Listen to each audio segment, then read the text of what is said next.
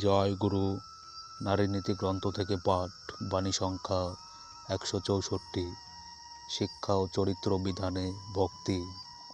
সন্তানের সম্মুখে এমন্তর কিছু করিও না, যাহাতে তাহার ভক্তি বা তোমার প্রতি টানের কোনো প্রকার অপলাপ ঘটে।